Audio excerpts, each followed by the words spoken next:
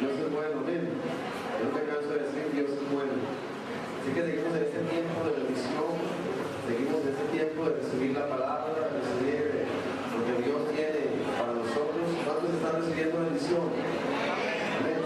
¿Cuántos quieren seguir recibiendo bendición? Amén. Entonces vamos a tener un predicador ahora, profeta Miguel Barbero. Igual.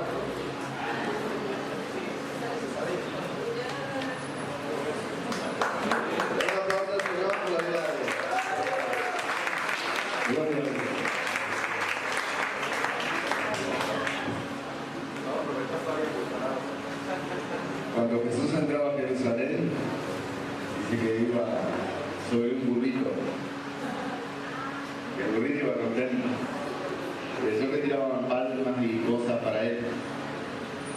Dice una historia que Jesús le toca a la ovejita y le dice: no te aplauden a vos, me aplauden a mí que voy arriba tuyo. Aplauda que va arriba mío porque me siento como el burrito. Aplauda a Jesús en esta mañana. Gloria a Dios.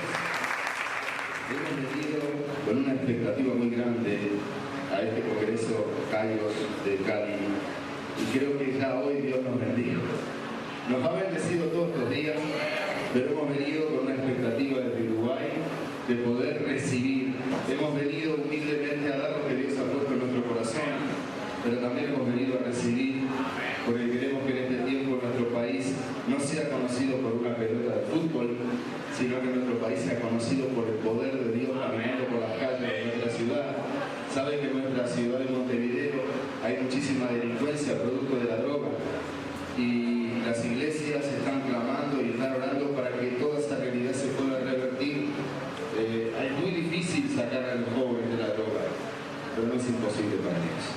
Y estamos luchando muchísimo y estamos queriendo volver a nuestro país a reunirnos con pastores, con los apóstoles que nos han enviado a esta hermosa ciudad de Cali para poder decirles lo que hemos recibido y lo que estamos recibiendo en este lugar para transformar ciudades enteras.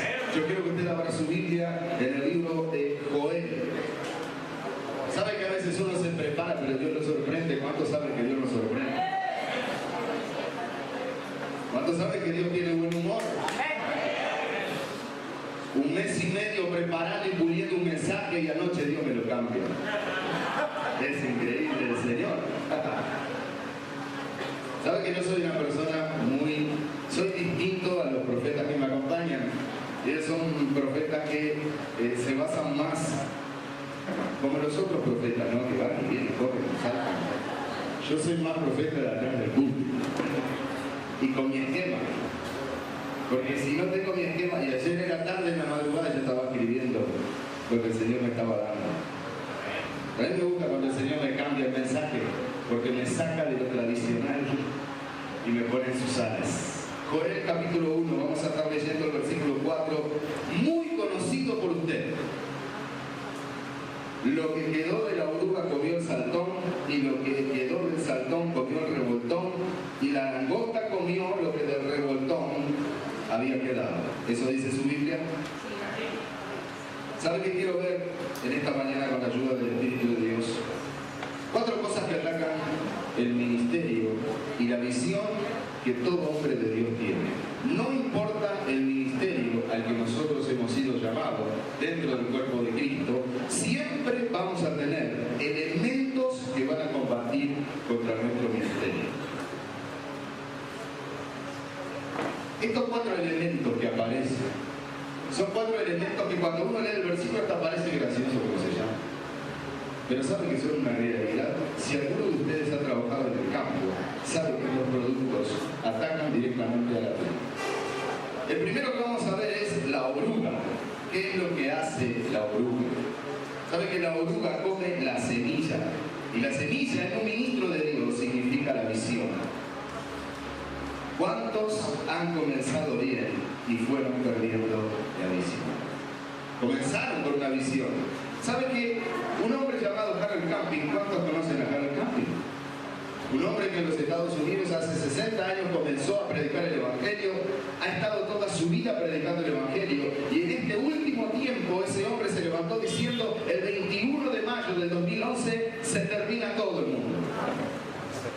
Y no sé ¿Cuántos millones de dólares invirtió en todos los países del mundo para anunciar que el 21 de mayo se terminaba todo? Hubo gente en Estados Unidos que vendieron sus casas, que vendieron sus vehículos para aportar a una campaña a nivel mundial de promoción para decir el 21 de mayo se termina todo. ¿Sabe lo que pasó, hermano? El Evangelio quedó avergonzado. Porque mucha gente que nos conoce nos decían, mirá, uno de los de ustedes dice que el 21 se termina todo, y el 22, ¿qué van a decir? Y claro, nosotros en el esfuerzo de decir, no, miren, la Biblia dice que en este último tiempo se van a levantar falsos profetas, gente que durante 60 años predicó el Evangelio, en el último tiempo cambiaron su visión. Y esa visión es también a causa de la oruga que comienza a comer y empieza a destruir. Quien fundó los mormones conocía el Evangelio. Quien fundó los testigos de Jehová conocía el Evangelio. Lo conocieron aún desde la escuela dominical. ¿Y saben qué fue lo que pasó? La visión que tuvieron cuando leyeron la Biblia la cambiaron con el tiempo. Porque hubo algo llamado una oruga que comenzó a atacarle la semilla. Lo primero que le va a pasar a un pastor cuando Dios le da una visión y le da la semilla es que viene la oruga a quererle quitar la semilla para que uno pierda la visión. Cuando uno pierde la visión se confunde.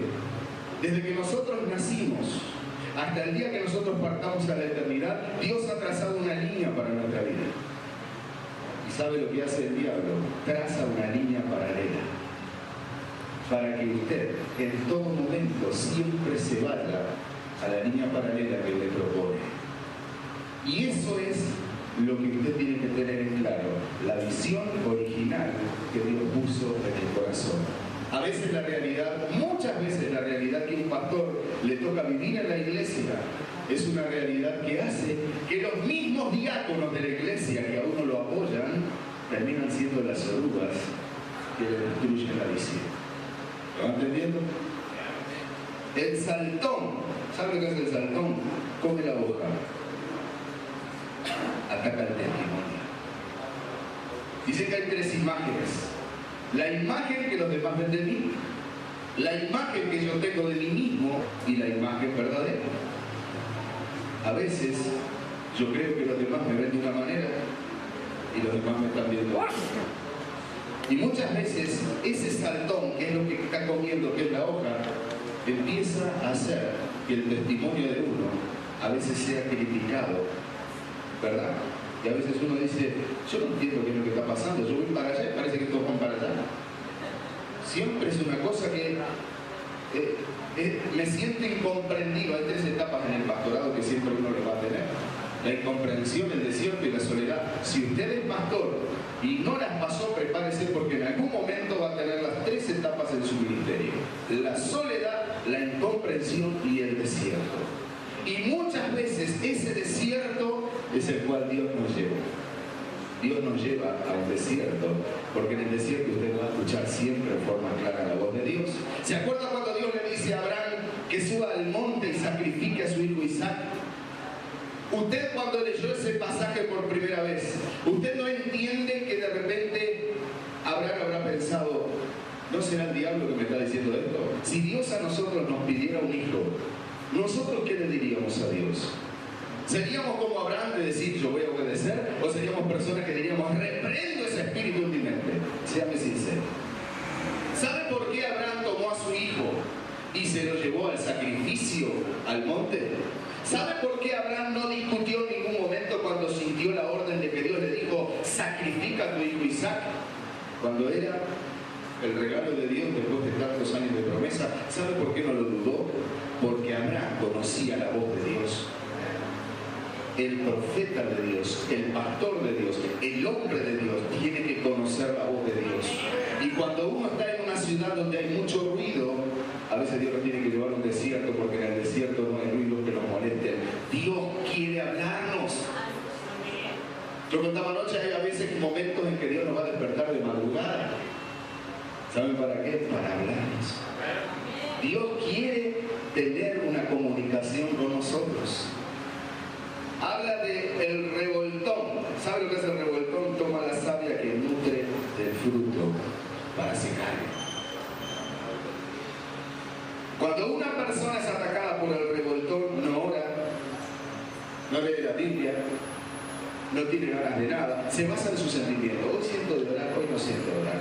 Hoy siento de ir a la iglesia, hoy siento de hacer un ayuno. Todo se basa en sus sentimientos. Pero le cuesta leer la Biblia, le cuesta orar. Su oración se torna religioso. ¿Sabe por qué?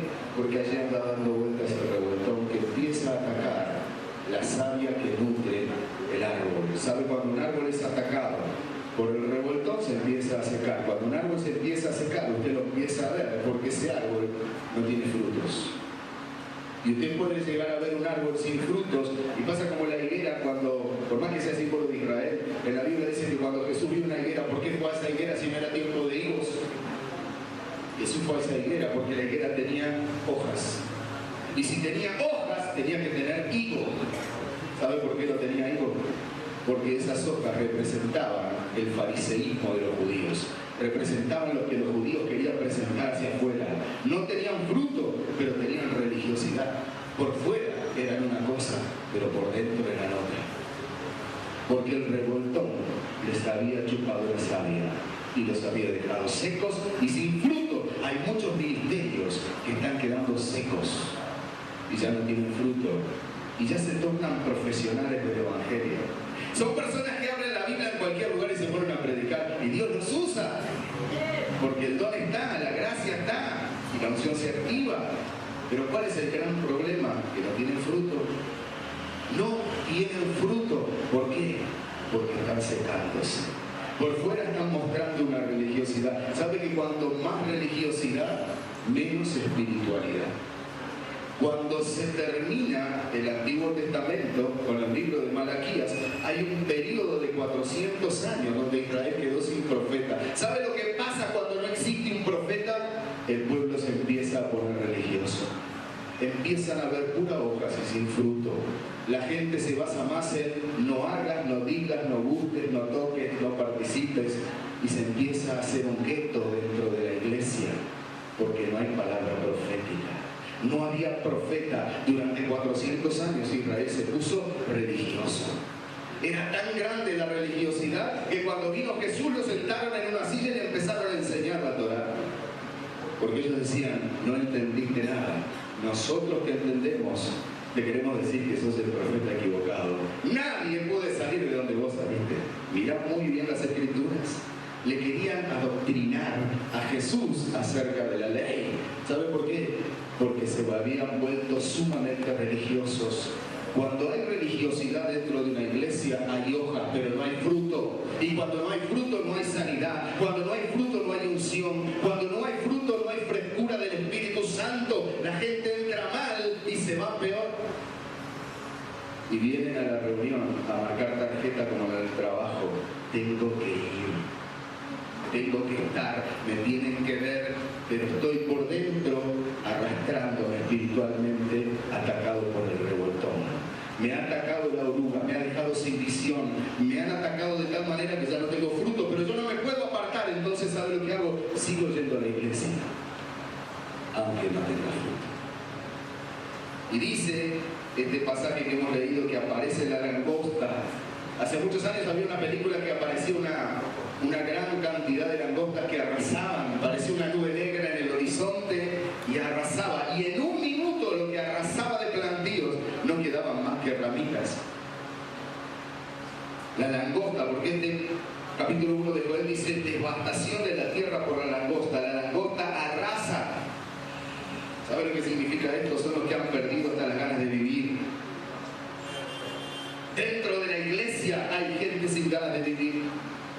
Y si vivo bien, y si muero, como dijo el apóstol, es ganancia, me voy con el Señor, porque perdieron la visión, porque se ven en ministerio sin fruto, porque hay un momento en que empiezan a secarse, y ¿sabe lo que les pasa? Viene la langosta y les arrasa, salen de un problema y se meten en otro, y siempre están como en una especie de depresión y de angustia permanente. La langosta arrasa. Cuando los espías fueron a reconocer la tierra de Israel, Dios no eligió cualquier persona al azar, Dios eligió príncipes. Y habían algunos de ellos que vieron todo negativo.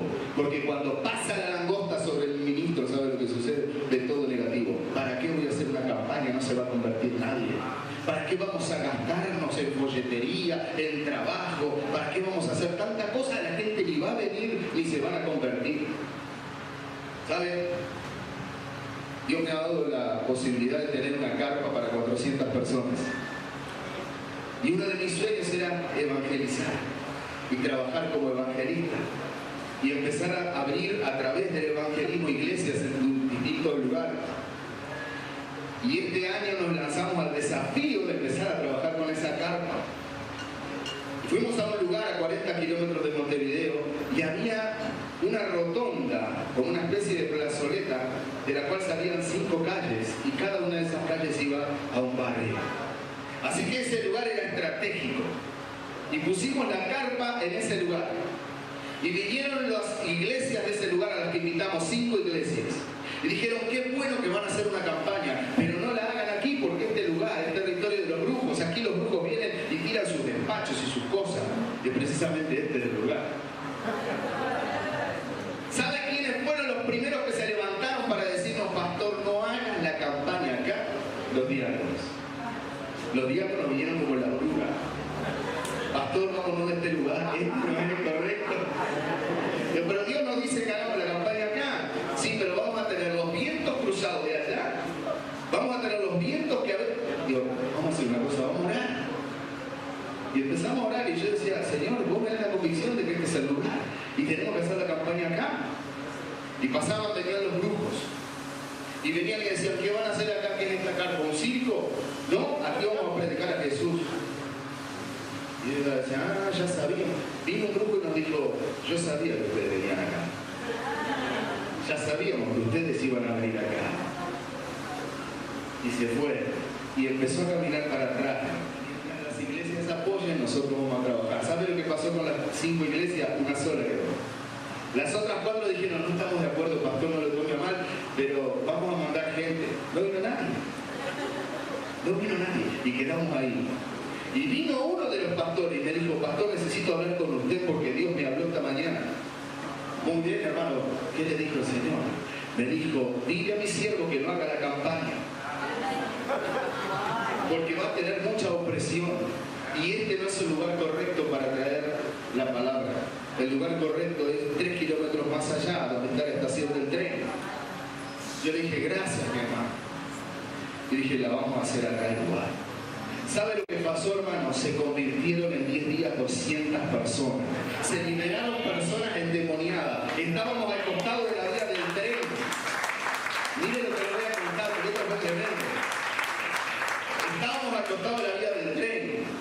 Y un día había un joven que pasó por la carpa y estaba lloviendo como ahora. Y viene y dice, ¿qué es esto? Es una campaña evangelística, eran las 3 de la tarde, la campaña era a las 7. Es una campaña evangelística. Y me dice, yo vengo a tirarme debajo del tren. Es un muchacho que estaba drogado y tenía deudas con los que vendían drogas ahí. Dice, yo vengo a quitarme la vida porque si no me la van a quitar ellos. Y ¿sabe? Lo entregamos a Cristo, se manifestó, se liberó y hoy es parte de la carpa. Porque armamos la carpa está ahí. No lo pudimos sacar más en la carpa. Tuvimos 10 días ahí, los 10 días ahí ese muchacho con nosotros. Y ¿sabe? Cuando terminamos la campaña era una guerra espiritual continua. Mire lo que le voy a contar. El primer día que íbamos a comenzar la campaña, la reunión era a las 7 de la tarde, a las 12 había un grupo de 3 personas orando en la carpa. Y un principado de las tinieblas que fue convocado por los brujos de ese lugar se asentó sobre el caño, un caño así, de más de 8 metros de alto. El caño principal se asentó arriba. Y empezó el grupo de oración a orar y el caño se movía. Imposible movilizar ese caño por el peso que tiene. ¿Sabe una cosa? Lo dobló. Hasta que empezamos a orar y a orar y a orar y llegó un momento que se fue. Cuando se fue, Dios nos dijo, ahora empieza la victoria. Y fue impresionante. Yo no sé si aquí en Cali hay una campaña y se convierten 200 personas y eso es un éxito, pero para Uruguay es tremendo. Que 200 personas se hayan convertido fue tremendo. ¿Sabe quiénes fueron los primeros que dijeron?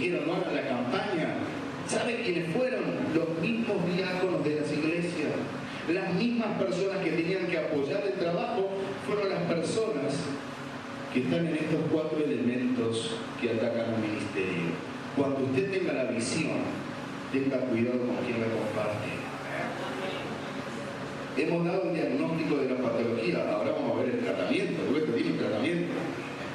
Lo primero que le quiero decir, nunca le cuente nada a un carnal. Cuando usted tenga un sueño, no se lo comente a un carnal. Y mire que los carnales no están afuera. Muchos carnales están adentro. Hay 2 clases de cristianos. El cristiano espiritual y el cristiano carnal. No sé si existe un cristiano carnal, porque si es carnal es cristiano. Pero sabe, a esa gente no le comparta su visión. Es más, se la van a compartir. ¿Sabe por qué? Porque es un principio bíblico de lástima. A la gente le gusta llorar con el que llora, pero no reír con el que ríe. Yo no sé si aquí existe, pero en Uruguay cuando alguien se compra un auto le pone una cinta roja. Una rintita de agua con una cinta roja. ¿Sabe para qué? Para la envidia. Yo por las dudas le pongo una cintita roja. Y usted va a ver muchos autos circulando con su cintita roja. ¿Sabe por qué? Porque aún muchos cristianos tienen miedo de la envidia. Luego no estoy diciendo eso. Le estoy diciendo no le cuente ni le comparta su visión carnal. Además, hay una realidad de todo esto.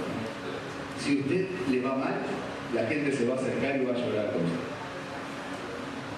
Pero si a usted le va bien, van a decir, mirá, qué mal que andás, ¿eh? A Colombia te voy a...